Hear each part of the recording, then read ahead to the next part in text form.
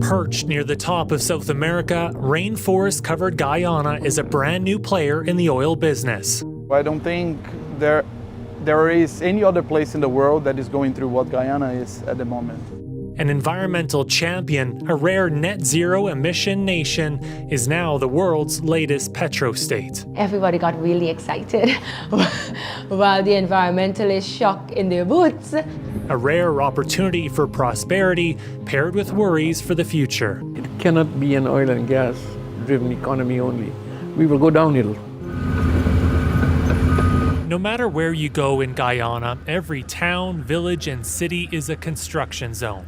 Roads and bridges, hospitals and hotels, industrial and residential developments. Semi-trucks drive around the clock, delivering rock and sand to job sites throughout the nation. The entire South American country booming. 20 years ago, our economy was struggling to survive. We were barely feeding ourselves. The opportunity we have right now is an opportunity of a lifetime. We as Guyanese should all capitalize on those opportunities. There's a plethora of work for construction companies like his, but there is a shortage of workers. And that's one of the reasons why you see wage and salary keep going up, because we're poaching from one another. It's a small pool, and we're all trying to take from that little pool. The oil bounty is large for such a small country, the population less than 1 million. The struggle is to not squander the wealth. Instead, tackle the lengthy to-do list of overcoming poverty, improving education, and saving for the future too. If you have all the wealth, and you have an abundance of wealth, and it's not managed properly, definitely you can go right down to ground zero. Guyana has the fastest growing economy in the world for 5 years in a row, jumping by 44% last year alone. This oil company growing and hiring rapidly. It's really wonderful. I don't think there is any other place in the world that is going through what Guyana is at the moment. So we see a lot of companies wanting to do business in Guyana. Local businesses are also thriving. So it's a very positive business environment at the moment. Along the way, many growing pains persist. Rising prices for supplies, non-stop construction, and gridlock on the roads. Because the danger of the people on the roadside with the motorbike and the taxi and things like those things. This summer, construction will begin to make this a 4-lane highway. They have to take more caution on the roadside. The oil jackpot is often considered a blessing, but for others, it's more of a curse. Guyana's unique status as a net zero country at risk. And then the moment oil is discovered, then what? Yes, and then everybody got really excited while the environmentalists shock in their boots. So you had a mixed views. The person saw it as a blessing. We're going to finally be rich. We're going to be the Dubai of the Caribbean. And Guyana is dealing with another contradiction. With most of its tiny population on the coast, this emerging petrostate is profoundly at risk from climate change.